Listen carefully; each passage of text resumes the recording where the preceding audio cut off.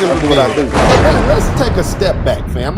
Look, somebody type Alvin Bragg and Alvin Bragg and Fonnie Willis in the chat room. Let's go back to my original broadcast back in the winter of 2022. And now in the second time I aired it in June of 2023, when I first laid out my thoughts on this issue. Okay, I've been in this game long enough, both as a trial lawyer and a student of history, to recognize when something doesn't pass the smell test.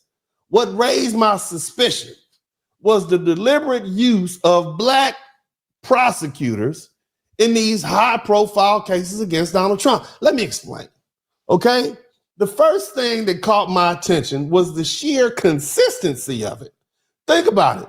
In every major jurisdiction where Trump faced legal jeopardy, there was a Black prosecutor at the helm. Alvin Bragg in Manhattan, Fonnie Willis in Fulton County, and all the other ones, okay? Now, I don't believe in coincidences on this scale.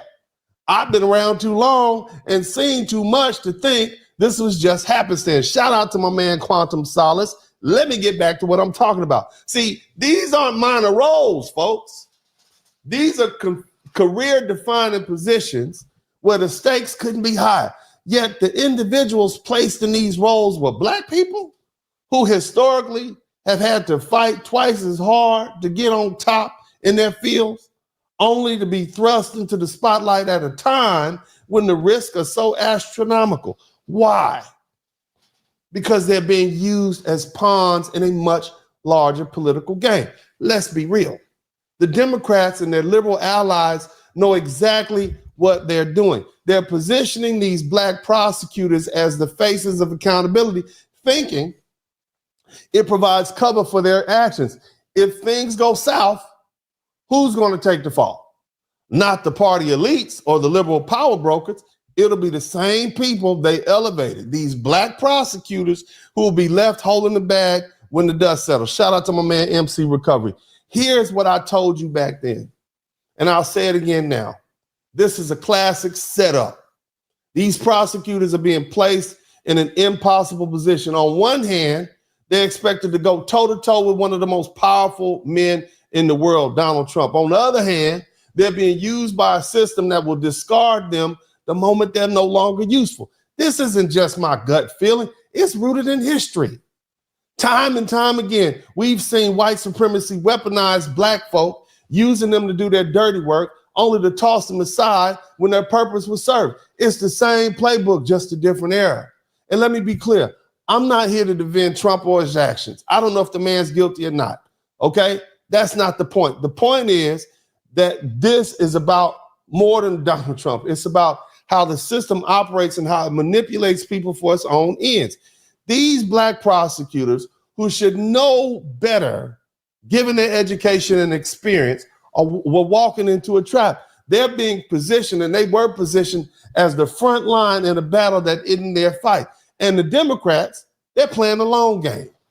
They're betting that even if these cases ultimately fall apart, which you see them happening right now, they'll have done enough to damage Trump politically. But here's the catch. Trump is a fighter, and they underestimated his willingness to fight. He was not the type that was going to go quietly into the night. He used every tool at his disposal to fight back. And when the tables turn, as they now have, what do you think happens to those Black prosecutors who were the face of the effort? See, I said this back in the winter of 2022. Nobody else said it. I said it again in June of 2023. Nobody else said it. And I'm going to say it again. The blowback is coming. Okay, these Black prosecutors like Alvin Bragg and Fonnie Willis, they literally have a tiger by the tail. Okay, and they don't know how to let go. The moment Trump starts gaining momentum again, as we now see with this re-election in November, back in November 2024, the prosecutors find themselves in an untenable position. They've made an enemy out of the most powerful man in the world. And make no mistake, Trump has the resources and the willpower and the motivation and the political power to retaliate. This isn't conjecture. It's history repeating itself. Look at what happens to people who allow themselves to be used in this way.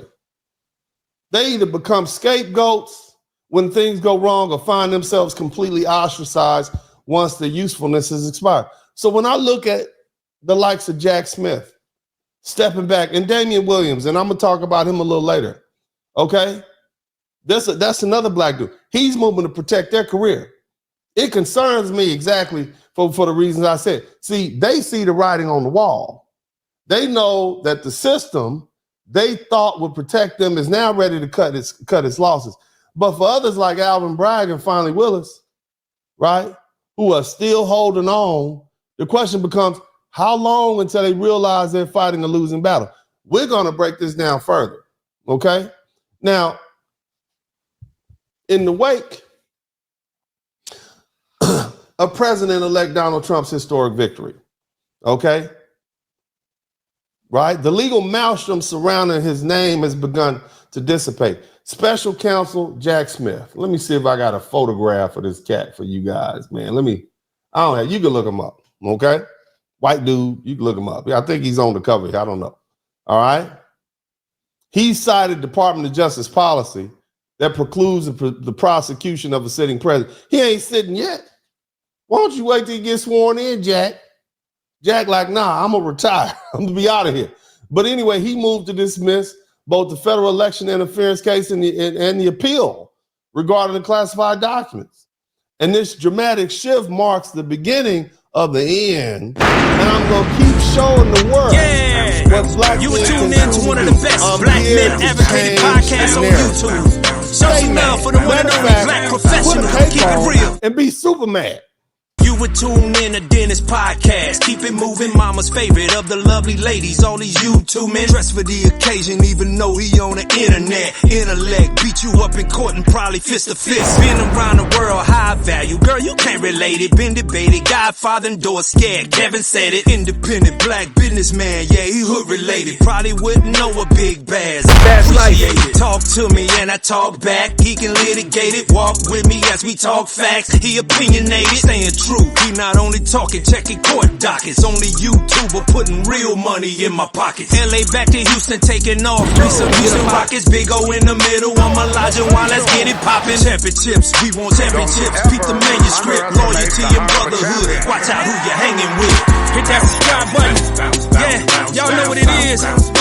DennisSpurling podcast. One of the realest. One of the realest in the game. Let's get to it. All my lovely ladies, y'all know what it is. Show some love. Yeah, hit that like button. Subscribe right now. On our way to 100,000. Let's get it.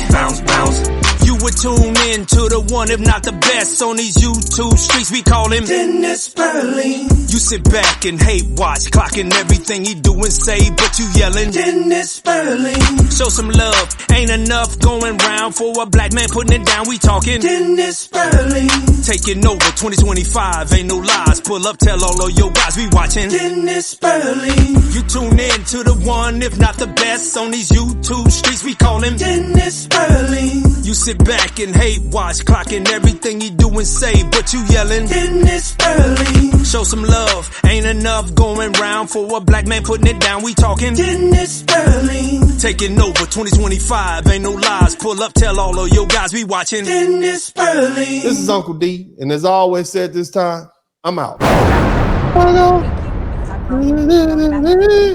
Almost to 10,000 followers. I want to say thank you to you guys. You know, God has something in store for me, and I'm going to continue to say yes. Smooth operator. Come on, everybody. Smooth operator. Smooth operator. Yeah, that's what I'm talking about.